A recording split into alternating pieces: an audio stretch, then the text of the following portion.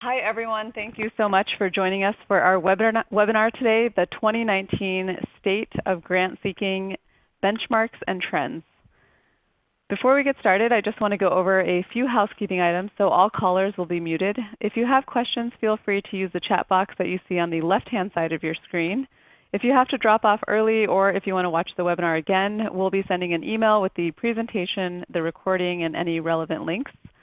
If you're on social media, feel free to tweet at us at Techsoup using hashtag TSWebinars. But like I said earlier, we'll be using the chat box that you see on the left-hand side of your screen.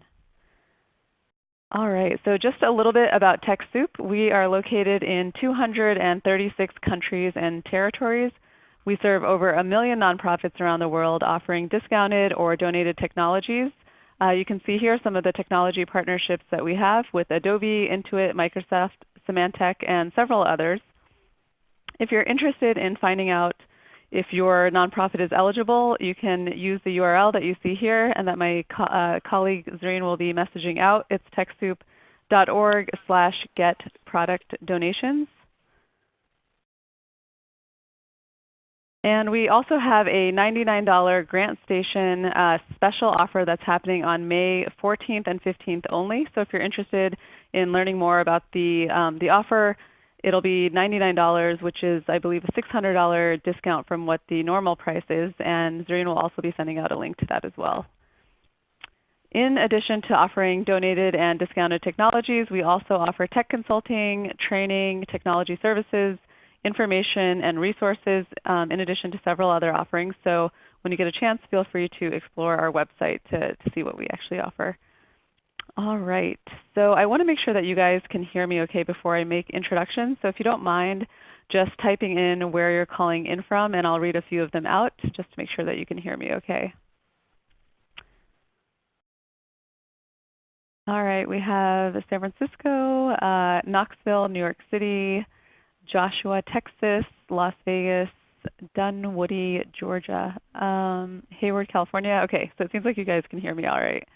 So I'm going to go ahead and make introductions. So my name is Seema Tucker. I'm the Senior Manager of Content here at Techsoup. I also have with me Zareen Kazi, who is the Marketing Associate at Techsoup, and she's going to be helping on the back end. And then we have our main presenters today. So we have Kevin Peters. So Kevin is the Senior Research Specialist and Technical Associate at Grantstation. Kevin works on the U.S. Charitable Giving Database and manages the information Grantstation provides on federal and state funding programs. He also researches federal listings for the Grantstation Insider and contributes to the GS Insights blog.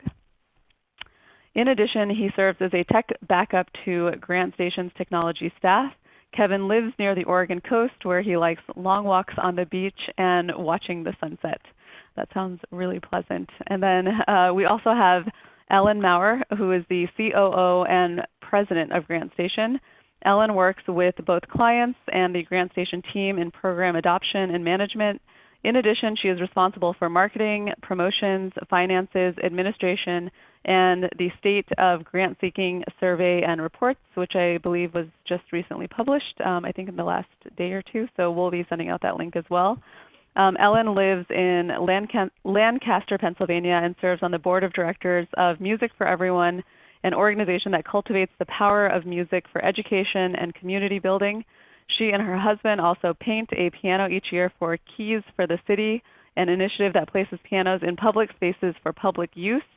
She is active in the fight against puppy mills, supporting A Tale to Tell, a mill survivor rescue, foster, and adoption organization with 3 rescues of her own. So I'm going to go ahead and pass it off to Kevin, I believe. Actually, Ellen will be starting it off for us. Sorry about that. Okay, I'm going to pass it off to Ellen. All right, great. Thank you for the information and the introduction. And I am excited to be here. I'd like to welcome all of you to the 2019 State of Grant-Seeking Trends and Results webinar. We're going to share both the recent report and the latest trends with you. And we really hope that this overview of key findings will inspire you to use Grantstation's tools and guides within your own grant-seeking efforts. Now, as was mentioned, I'm Ellen Maurer, the President and COO of Grantstation, and I'm joined today with Kevin Peters, who is our Senior Research Specialist and Technical Associate. I'm going to focus on data, and Kevin, who you're going to be awaiting his voice once I'm 50 charts in, is going to keep you up to date on trends. Hey, Kevin. Hi, everyone. Great. All right. So, first, we at Grantstation want to extend our deepest appreciation to our survey and report underwriters, which are the Grants Professionals Association, the Grant Hub, a bonding company, and our host today, the world-famous Techsoup. We want to thank these three organizations for their invaluable and ongoing support. In addition, we'd like to thank the many, many organizations and businesses who gave us generous support in promoting the survey, and of course thank the many regional, national, and international organizations. All of these folks, it really speaks to the importance of the survey and the resulting reports. Now, fair warning, there are going to be many graphs and charts, but you do not need to worry about them at all, because Techsoup will send you a link to the recording, and so you don't need to worry about all the busy little charts. Now, there were 2,838 people who took the time to take part in this survey, and this isn't just like yes or no questions and a couple of them and done. This is a 60-question detailed survey. So it is an amazing reflection on the continued interest of the grant-seeking community in sharing their experiences. And because of the assistance of organizations probably like yours and the willingness of the grassroots organization staff and volunteers from nonprofits, educational institutions, and government entities taking the time to make their voices heard, we can give you the benchmarks to ensure that your grant seeking is accurately guided to success. Now, today we're going to look at specific data points to help you answer questions about how to achieve success within your organization's grant seeking. We'll review how much time and staff other groups are devoting to grant seeking. We'll look at what type of grant makers funding organizations like yours. We're going to talk about what realistic award levels are and what the effect your own operating budget and your mission have on grant funding, both funder type and dollars. And then we're going to see how you can use these benchmarks in your organization. Plus, for fun, we're going to be calling out recent grant-seeking trends throughout today. Now, we're going to take a quick peek at the agenda. And from a data perspective, we're going to start with a review of participant demography, just to position the data so you know who said this stuff. Then we're going to move on to big picture results, followed by benchmarks on specific measurements like funding frequency and the largest median award for organizations that we break down by budget size and mission focus. And as we go along, you'll see why I keep harping on budget size and mission focus. That's really key to your own planning. Then we're going to go over how to use those benchmarks in your grant seeking. And of course, as far as trends go, there is going to be, so much fun hearing from Kevin. But there's a lot of interesting trending movement this year. And he's going to highlight them throughout the presentation, breaking up the graphs and statistics. And finally, as we wrap up, we're going to give a nod to the many resources we offer to help keep you current. Now, our survey sample size was large enough to have strong confidence in the data. And demographically, our respondent organizations probably look a lot like your organization. I'm going to go through the demographic slides quickly, just to set the stage. Because although we're going to look at statistics, it's important to remember that they represent people like you and organizations a lot like yours that are actively engaged in improving the world. So here's our run-through to set the stage. By far, most of our respondents represented nonprofit organizations. And geographically, most respondents were from the United States, although we had enough Canadian and international participants to add those geographies to the report. The frequency of response by state was a mirror of population numbers. The largest populations and number of respondents, for example, are the largest populated states shown in deep blue. No surprises on who took part. Now, most organizations served people who lived either in urban areas or a combination of rural, suburban, and urban areas. And as far as their geographic scope, multi-county was the most frequently selected response. But over 40% of our respondents reported a larger reach than that, and about a third reported a smaller reach. Now, as far as organizational age, most organizations are middle-aged, although younger and older organizations were each represented. And this kind of thing is important because, as you know, the experiences of a new organization, less than a year, 1 to 5 years, even under 10 years, are a lot different than the experiences of an organization that has become a venerable institution that's, 50 to 100 years old. So it matters that you know that a really nice bell curve of all ages of organizations participated. Now, mission focus. Almost every possible mission from the National Taxonomy of Exempt Entities, which is the code you fill out on like your tax return, while most missions were represented, human services organizations comprised 25% of respondents. And any entity, any mission type that had less than 2% of our responses, they got combined into the other column at the end. And finally, when we look at some things like budgets, we see that the greatest number of respondents either reported a budget between $100,000 and $1 million, or between $1 million to $10 million. So although we had 19% of our respondents that were really very small, under $100,000. They're probably the ones who are looking to start grant seeking. And we had a few, that would be 16%, that were over $10 million. The bulk of them are in this mid-range for annual budget. As far as staff size, 1 to 5 persons was the most frequently reported choice.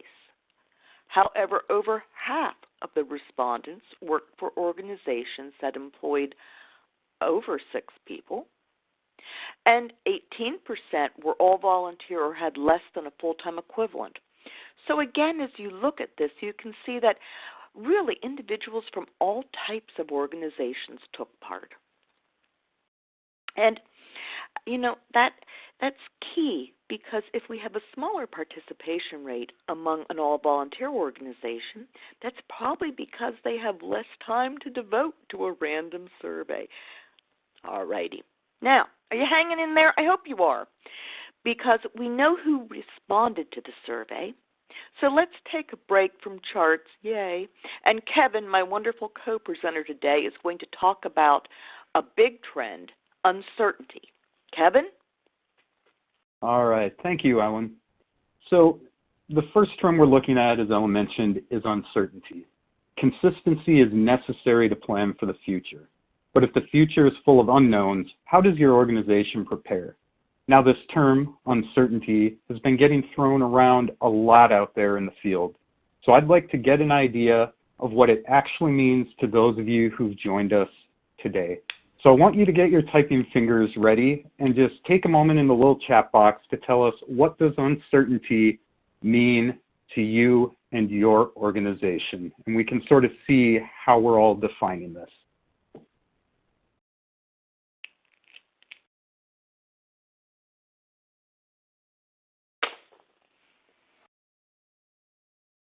Okay. See, a lot of people don't know how to prepare or plan. Year-to-year funding, red tape, that's a very good one. Good, some very mission-specific things. Year-to-year funding again. Competition, more red tape, and funding. Got a few more rolling in. Changing healthcare ecosystem, we'll be getting to that as well. Excellent. Government volatility. Okay, so right now we're seeing a lot of things that we're actually going to be diving into in the rest of our presentation. And we're going to look at some of these a little bit more in depth. So right now, I just want to point out that we're not going to be looking at a whole bunch of solutions. If we did that, I'd be talking all day, and none of you want that. So we got the responses we've seen here, and I'm going to break some of these into two categories, and we're going to have a little bit of overlap there. Now, a bunch of us mentioned monetary concerns. Obviously, money can cause a lot of worry for your organization. It's probably many of our biggest worry. But what are some specific causes of that monetary uncertainty? The first thing we'd like to look at is donation trends. Every so often, we get these generational shifts. Those kids come in with their rock and roll, and then they have their computers, then they have their smartphones. And those of us who didn't grow up with these things, it can confound us. But these same shifts can also happen in philanthropy and giving as well. Will your cause resonate with potential donors in the same way as it does with those who have been with your organization over the years? And will those donations take the same form? Are people going to start donating smaller and smaller amounts but more frequently? Will they donate to your cause at all? There's also the fallout from the tax plan to consider. So far, we have an adjustment to the standard deduction, and as of now, we have no idea how that will affect giving trends. So if we have an individual who's far from going over that standard deduction and they used to itemize and now they no longer do, will they still donate knowing that they won't receive the tax benefit? It's going to take a couple years to see how that plays out, and it'll be interesting to look at that data going forward. Next, we're going to talk about costs. Again, with our monetary issues, it's pretty obvious that the cost to your organization can induce stress. And this is true both in our personal and professional lives. But I feel like we often view uncertainty as something that can only lead to negative outcomes. However, with technology, we've seen that's not always the case. Imagine how much work the advent of computers has saved your staff and volunteers. Yes, your computers cost money, but they also improve efficiency. Email marketing's taken some of the work out of hitting the streets looking for volunteers and donations. Is there some innovation around the corner that can make life easier and more expensive for your nonprofit? But the opposite can also be true. Later, we're going to look at collaborations in the nonprofit field. In some of these cases, they can streamline costs, but other times it can help create them. What sort of trends will result in uncertain budgets for your organization? Lastly, and hand with costs, are grants. There's going to be changes in availability, amounts, and even application processes. And this is going to be true for both private and government funders. How many funders are going to switch to invite-only processes?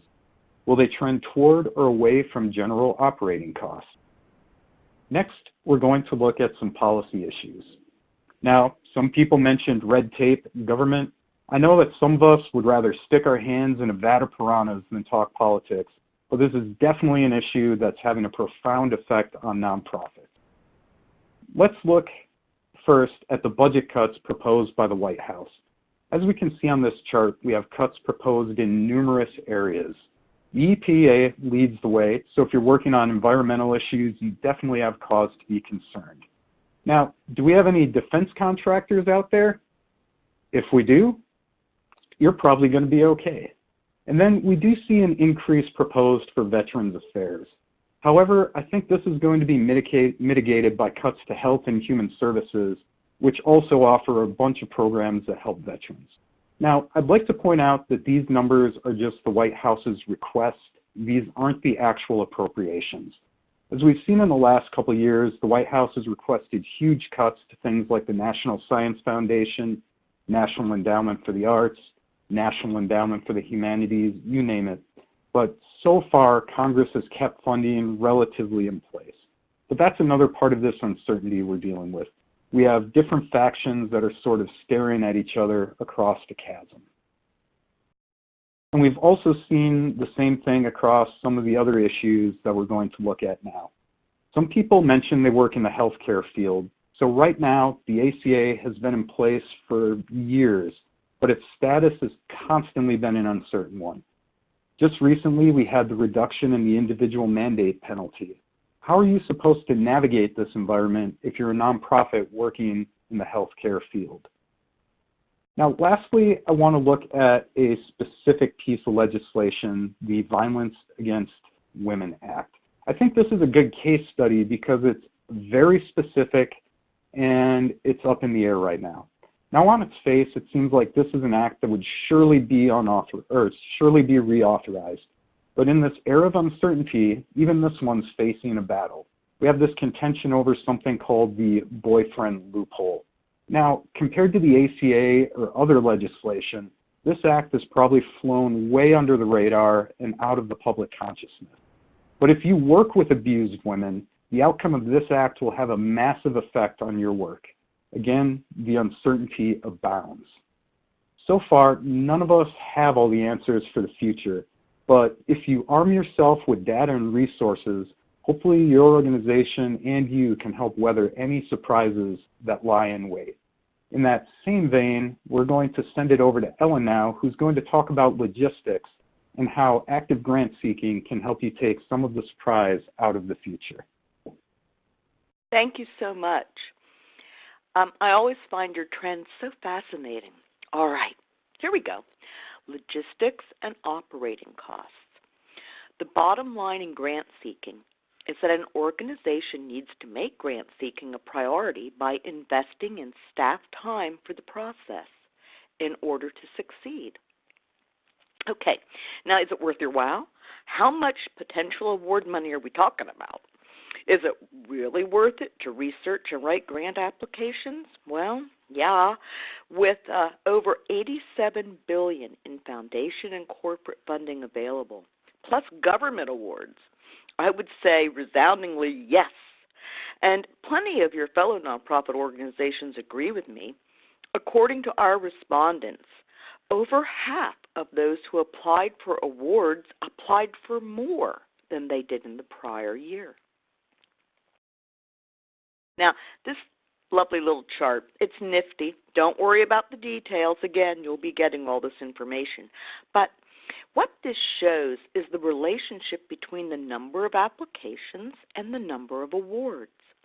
If you look at the blue-colored cells, you'll see that more application results in more award. Now, this isn't exactly news, but it is statistically relevant because over the years, we've learned that the break point for success is 3 applications.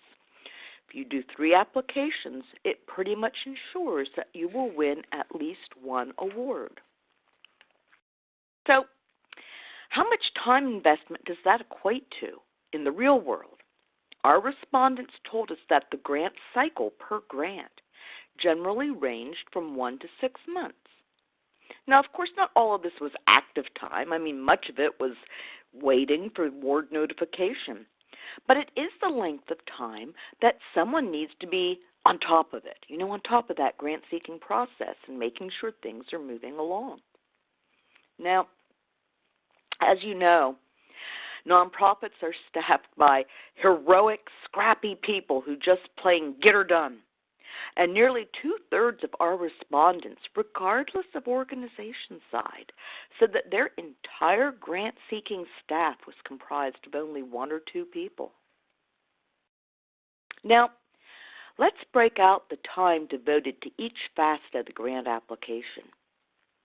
The initial research, possibly using a great tool like Grantstation, we can see most people said it ranged from 1 to 3 days. Strategic planning, which would be determining how the grants work within your grant portfolio, your programmatical needs, and your budget. Again, most people said, or half said 1 to 3 days, although half said over that. The actual writing of the application, which can take days to weeks, and as those of you who have filled out federal grants know, that would be the larger time period. Then the submission process, which we consider to include the collating and the coordinating and the stapling, all your attachments. And then follow-up reporting. So at a minimum, our respondents tell us that an individual application will take 2 days or so, ranging up to several months depending on the depth of detail required. Now, luckily, after all that grant cycle time and work, awards arrive quickly, usually well within 3 months of the submission of the application. But it is no surprise that when we asked the folks who took the survey what the greatest challenge to their grant seeking was, they called out a lack of time and staff for grant seeking, followed by challenges researching to find potential grants, competition for awards among nonprofits, funder practices and requirements, and funder relationships. Now, you all know this, indirect administrative costs, of which, staff and grant-seeking staff are included. They remain the same for half our respondents and increased for 38%, so the costs aren't going away. And most organizations, and this is really kind of too bad, feel huge pressure to keep those administrative and indirect costs low, artificially low in my opinion. So the most frequently reported way they control costs involved reducing their number of staff or reducing staff hours or relying more heavily on volunteers. And this is just ironic since effective grant seeking, which can increase an organization's budget, requires staff and time. So let's see if we can give you some details, some benchmarks coming up that will help you be a little more targeted and effective in your grant seeking. And now it is time, yay, for another statistics break with Kevin. All right. Thanks again, Ellen. So here we have the definition of transparency given to us by Charity Navigator. Looks pretty straightforward. I do want to point out that they mention obligation versus willingness. So depending on the size of your organization, of course, you're required to fill out a tax return. I hope you're all complying with the obligated transparency. But it's when things are voluntary, this idea of willingness, when things might get a bit murkier. Do you publish your entire list of board members? How much information about them do you put out there? What about salary ranges for your staff? How much information are you putting out there for the public to see? Now, for each organization, the level of transparency and your comfort with that level of transparency can vary. So let's take a look at what some of us are currently doing. Now, again, I want you to get your typing fingers ready.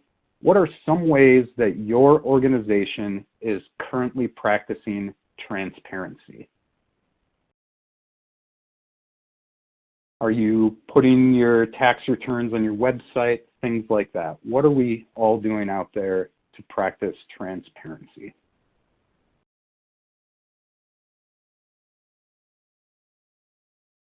Okay, some 990s on the websites, good. Oh, good, some people are posting board minutes, uploading their tax returns. People are GuideStar members, they keep their profile current there. Bios of the board, Candid, GuideStar is now part of Candid, people have their profile there. Publishing their annual report, more 990 access. Excellent. So we have some really good ideas here, and these are some of the things that we're going to tackle in this list that I've already lovingly prepared for you guys out there.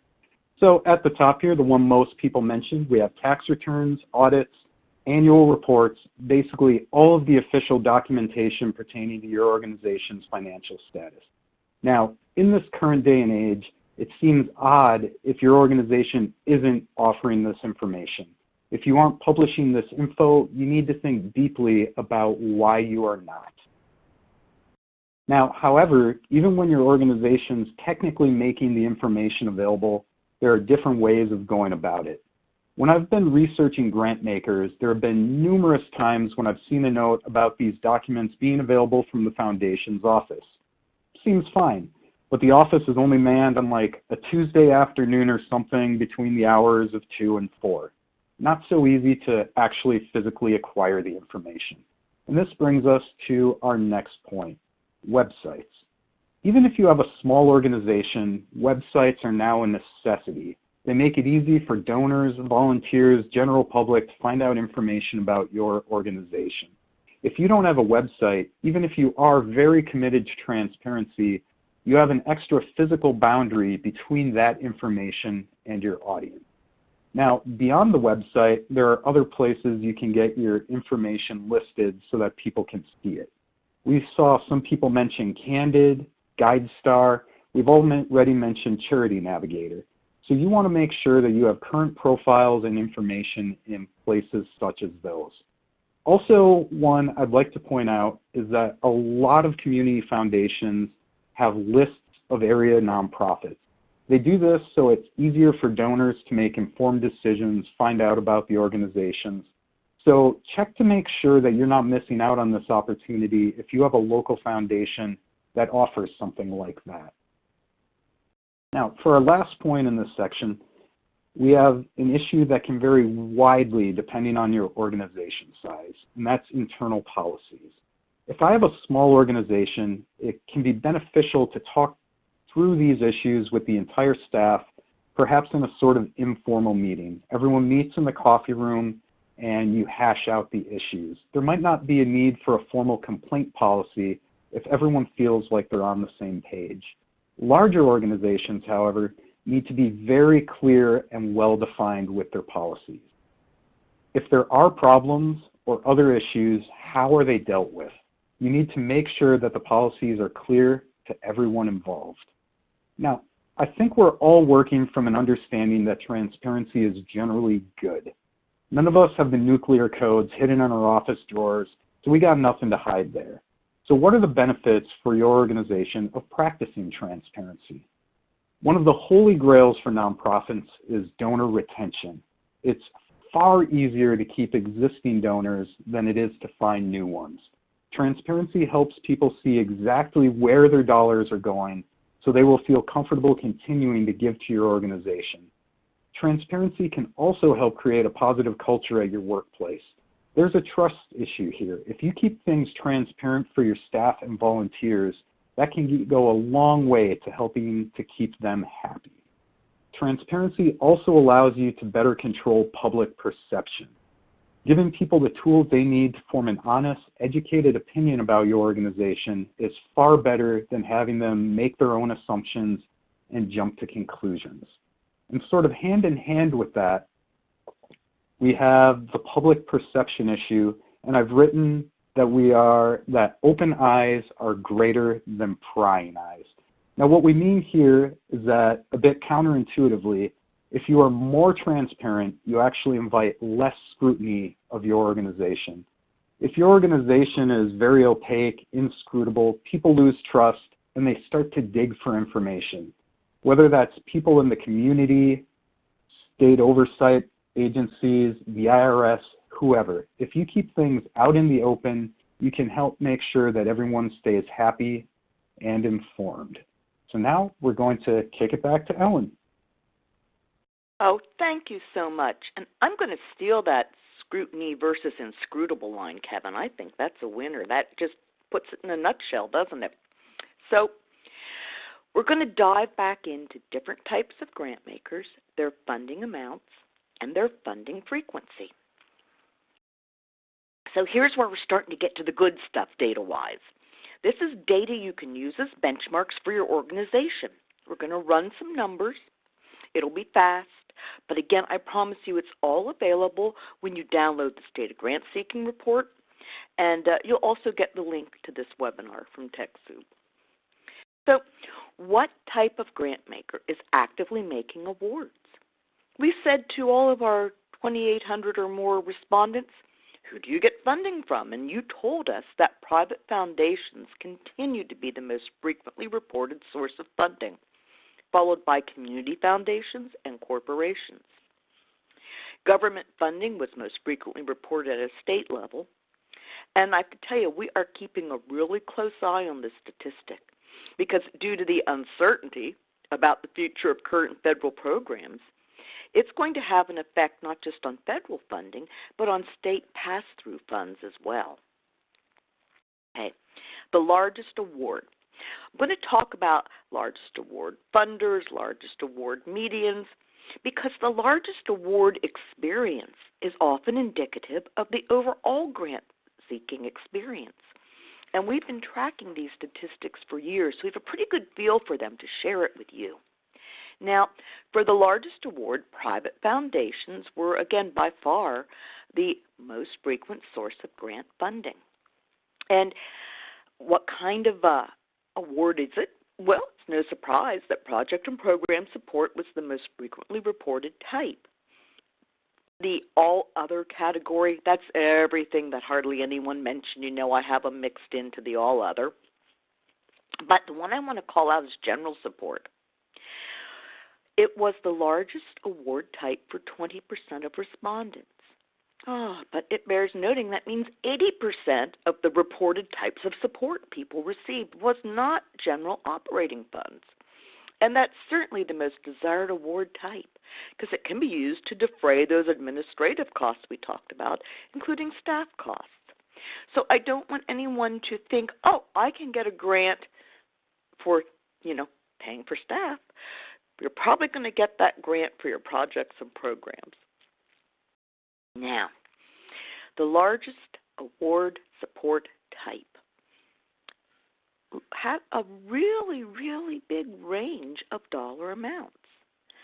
So the general support, the median largest award amount, $50,000. $100,000 for building funds, over $130,000 when that award mixed various types.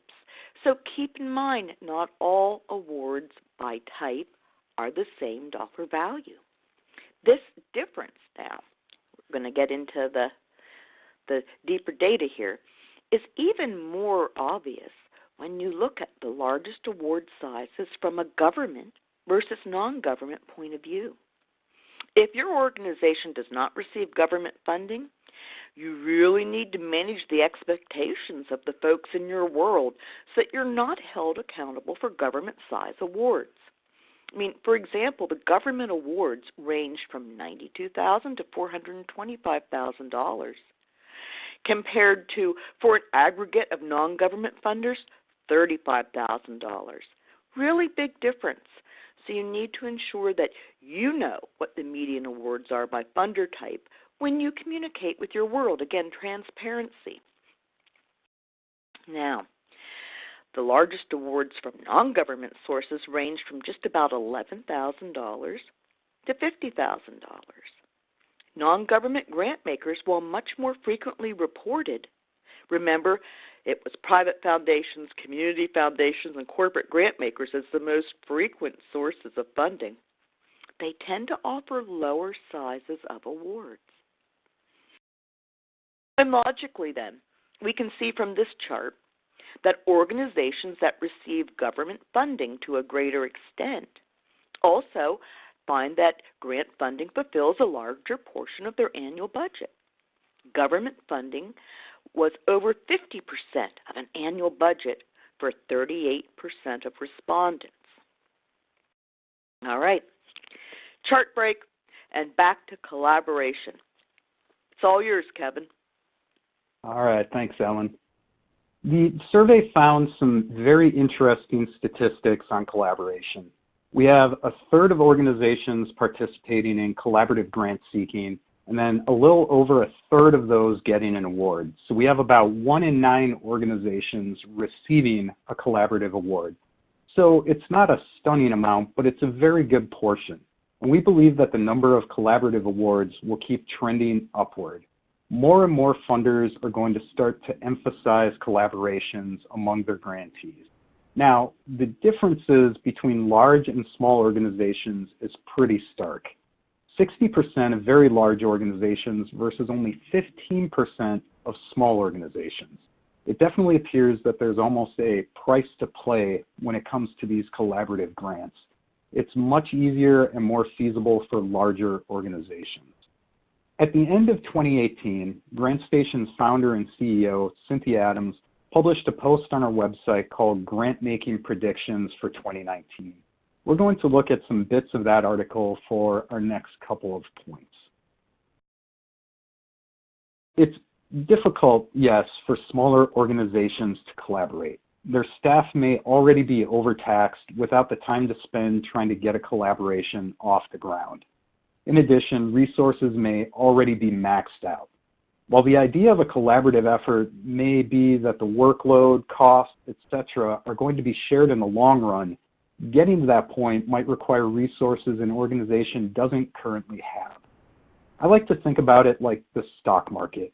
Sure, the rate of return could be great, but you need a certain investment before you can even try. But more and more grant makers are now requiring collaboration, and that number is likely going to increase. So if you're a smaller organization, what are you to do?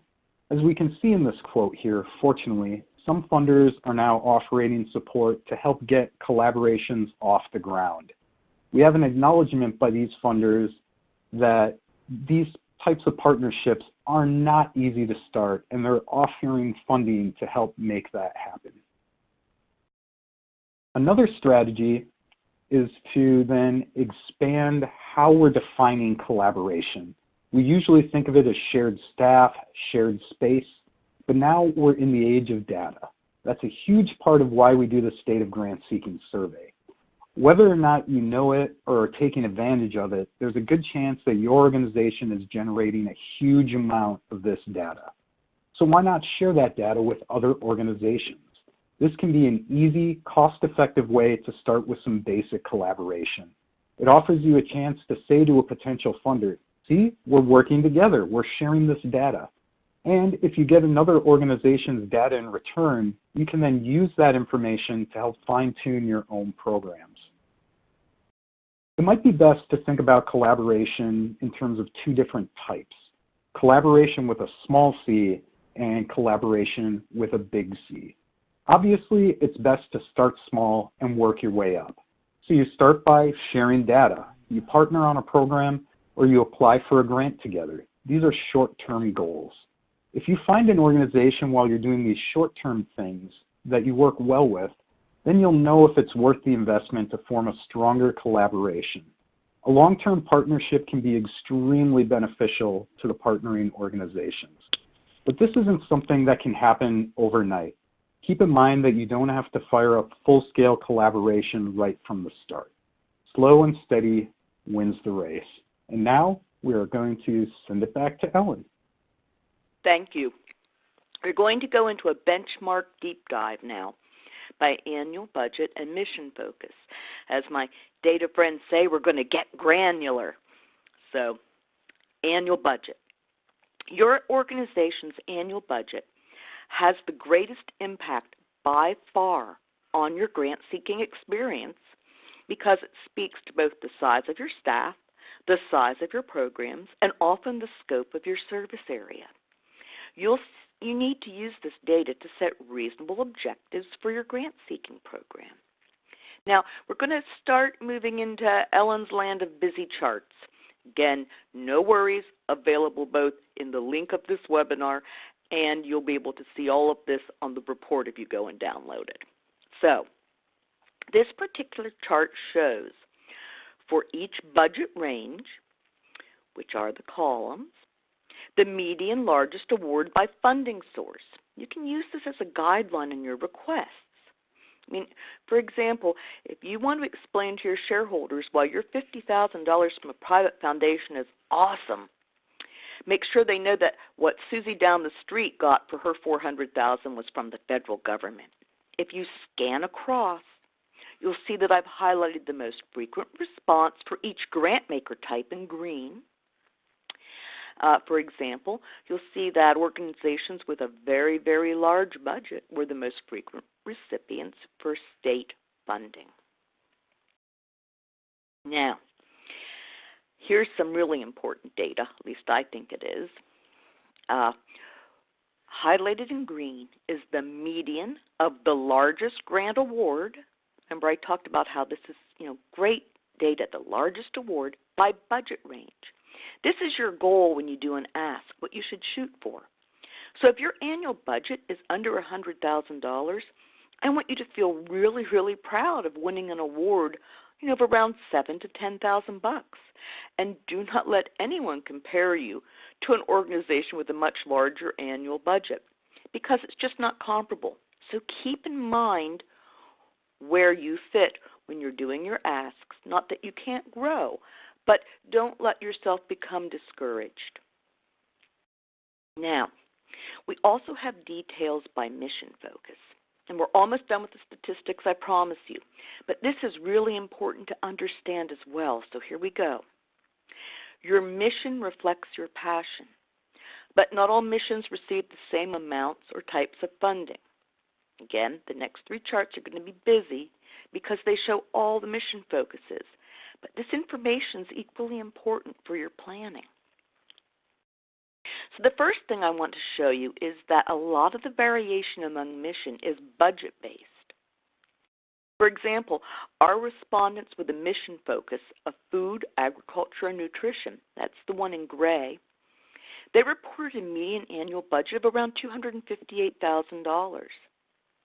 But our friends who are focused on mental health, that's the one highlighted in green, they reported a median annual budget of over $2 million. And finally, educational institutions, highlighted in aqua, their median annual budget was $48.5 million. But, really, none of these missions are like the other, not only in their focus, but in their budget and their staff and their program size. And so that affects your grant seeking, and you'd be wise to use benchmarks that reflect funding by your budget size and your mission. So, okay, busy little chart. I know, but each mission focus on the left, I'm going to show you across by type of funder who gave to whom. If you look at the top at animal related, you'll see that 71% of those with an animal related mission said their funding came from private foundations and grants. Whereas if you look at educational institutions, 49% of their funding came from federal grants. Okay, federal grants were not really anything that the animal-related folks got. 0% of my respondents said they received a federal grant in the animal-related mission. So maybe you shouldn't be finding a federal grant if there is anything out there to apply for. Spend your time where you're most likely to win an award. And finally, we're going to look at this chart, which has the lowest time or award, the highest award, and the median largest award by mission focus. Again, there's great variation. The highest median award for animal-related folks in the gray was only $10,000. But housing and shelter, they're the green one, they reported $145,000 as the median of the largest awards. And then we get to educational institutions again, and that's well over $1 million. They're big time. So what are you going to do with all these numbers besides reach for the Excedrin and a chart decoder ring? Well, you're going to use them as a tool in conjunction with your knowledge of your own grant-seeking history and sector trends so that you can craft a realistic grant-seeking plan for your own organization. Set your own benchmarks. So if you compare the median largest grant award as we've reported for your organization's budget range and mission focus, you can aim to hit the high for those levels. Just remember, budget gets the greatest weight, followed by mission focus when you make these decisions. So ask yourself which grant makers have funded your organization in the past and why they did so. And maybe you could even touch base with them and say, hey, You were wonderful. You gave us an award. Tell me why. Then, take a really hard look at which grantmakers rejected your proposals and why. And if you don't know why, now is probably a really good time to open a dialogue with them and say, what can you tell me? Also, should spend some time thinking about where your greatest need is, because that can change over time. And what you've always done may not be what you're going to need to do. And, you may well have to limit the number of applications you submit because lack of time and staff. So you want to make sure that you're focusing on where an award will provide you the most benefit. And finally, in addition, you want to stay abreast of current events. And there's a myriad of resources out there to help you remain on top of grant-seeking trends, including this webinar. Okay, everybody be excited. The data charts are done. And now we're going to go to Kevin for local action and global goals. All right. Thanks again, Ellen. Sometimes it can be daunting being a small organization. You see some huge issue out there and know that you just don't have the resources to save the world. But I think it's a matter of perspective. There can be these huge problems affecting the world, but any little bit can help. It's a cumulative effort. Local actions can work towards goals that affect everyone. I think one of the more obvious examples here is climate change. Obviously, your organization isn't going to reinvent the internal combustion engine or bring automobile emissions down to zero, unless we have any automotive engineers out there in the audience today. But that doesn't mean that you can't do something to address the issue. You can come up with ways to improve your local public transit, encourage ride shares, offer a bike loan program. Every little bit helps. In 2015, the United Nations adopted its 2030 Agenda for Sustainable Development, which is a list of issues they hope to address in the coming decade. As you can see, we have climate action listed on here and plenty of other issues like poverty, sustainability, equality. If many organizations try to integrate these ideas into their work, they can, as a whole, make a difference. This isn't traditional collaboration like we were talking about earlier, but a bunch of distinct parts that are all working toward the same outcome. Now, many grant makers are trying to tie these UN agenda points into their strategic plans moving forward. So if we look at how these issues relate to our own programs, we can help make our organization more attractive to these potential grant makers. By trying to fit in with their strategic plan, you make it more likely that you can get a grant. Also, by incorporating these shared ideas, it can help make it easier to find potential collaborators. Even if you have a mission area that seems to be vastly different from that of another organization, maybe you can find some sort of unique partnership over a focus on something like gender equality or supporting responsible consumption.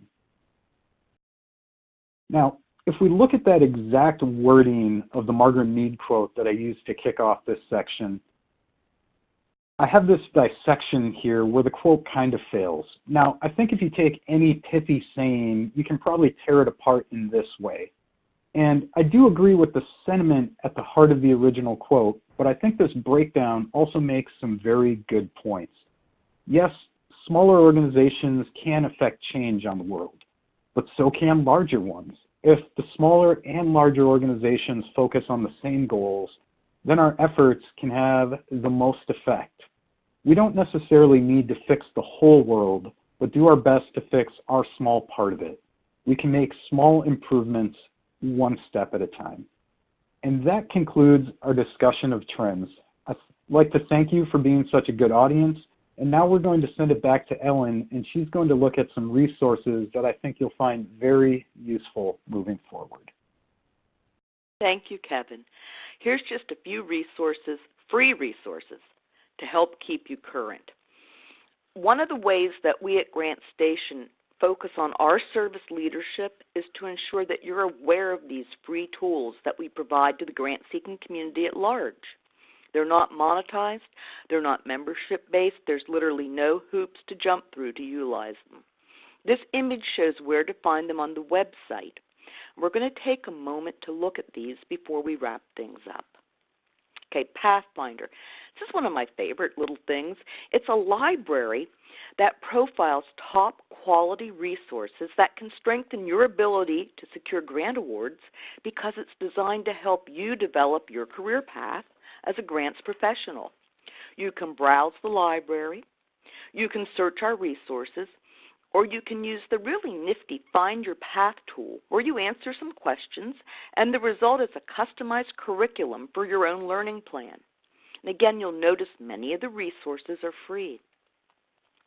We also want to make sure that our community is up to speed on what's happening in the world of philanthropy, and within Trend Track, we publish the Tracks to Success, which is an in-depth list of articles on topical issues.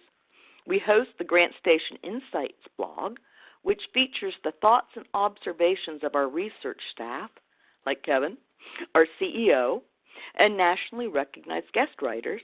And of course, we offer the State of Grantseeking. Now, the Grantstation Insider is a weekly newsletter, free, that's filled with the latest information on grant makers, upcoming grant deadlines, and news that will assist the serious grant seeker. And when you read the Grantstation Insider each week, every link will take you to updated, relevant information on funding opportunities. You can sign up for that on our homepage, top right corner. And finally, of course, there's the world-famous State of Grantseeking Report, free to you, ready to download. And really, the information is unsurpassed in its recency and its value, and it's made possible by you and people like you who took the time to participate. Now, I do want to thank you for your time today. And here's some things you can do next. You can go to grantstation.com, download that State of Grantseeking Report, use Pathfinder to uncover new development resources, read a couple blogs on Trend Track, subscribe to the Insider, or visit our 20th anniversary page. It's our 20th anniversary this year, and we have some cartoons there you might enjoy. And finally, I would really, really like to thank Techsoup for making this possible and also for having the big promotion next week. I'd like to also end with my thanks to Cynthia Adams, our founder and CEO, who's the visionary behind the survey, to Juliet Vile, who's my co-conspirator in all things survey and report related, to Diana Holder, who is our hardworking and very patient editor. Imagine editing all those graphs. She's awesome. And Kevin Peters, our trend seeker. Most importantly, however, I want to thank you, the grant seeker, the survey respondent, and the nonprofit leader for all you do. And that's a wrap. Thank you for your time. All right. Thank you, Ellen. Thank you, Kevin, for your presentation. So we only have a couple minutes left. So before we get into the Q&A, I just want to remind everyone we have the $99 Grantstation special offer happening on May 14th and 15th. Please submit your email to the URL that Zareen is about to send out, and you guys will get a reminder of when the offer is live. So we only have a couple minutes. I'm just going to ask a couple of questions here. So we have a question from Angie. What percentage of a nonprofit's budget should be dependent on grants? I'll field that one. Angie, back early on in the presentation and also in the report, you'll see a chart that shows what percentage of grants by budget range people depended on to fulfill that budget. There's an actual graph that talks about that. But I will tell you, the answer is the infamous "it depends." If you're a new 10 years or younger organization, you will depend less on grants because it takes some time to build funder relationships and to prove your organizational sustainability through age, because funders like to give money to groups that are sustainable. So younger organizations may find that they're more likely to be funded by their local community or service organizations like the Elks Club or the Lions Club or religious organizations. You can start local, start small, and work your way up. I would say that middle-sized, middle-aged organizations probably rely most frequently on grant awards as a part of their budget. Because once you get to be a older and much larger organization, although you may be getting more dollars, they become a smaller percentage of your budget. All right. So I think we have time for about one more question. Alex is asking, can you explain the difference between corporate grant maker and corporate gifts? I sure can. A corporate grant maker is, in Grantstation parlance, an individual who's providing you dollar awards. There's a whole subgenre of corporate giving that is products. And I'll go back to my animal rescue example. While some funders may give dollars to animal rescues, there's a whole lot more, Purina and Chewy and whomever, who are giving you dog food and dog toys and leashes and puppy pads. So corporate gifts are gifts of tangible items. All right. Okay, so it looks like we are over time. So thank you again, Ellen. Thank you again, Kevin, for joining us today. And thank you to the audience for staying on. Just really quick before we go, if you guys don't mind, we have a post-event survey. So any feedback that you have for us always really helps us in terms of dictating future content. If you're on social media, feel free to give us a follow. And we also have a blog where we often post tips and tricks and things like that. We have a few webinars that are coming up for the rest of May. If you're interested in joining us for any of those, you'll find those on our website. Also, if your question was not answered today, feel free. There is a email that Zareen is going to send out. So if you guys have any follow-up questions, if we didn't get to them today, you guys can email that email and hopefully get your questions answered. And again, thank you, Ellen and Kevin. Thank you to the audience, Zareen, and to our sponsor, ReadyTalk.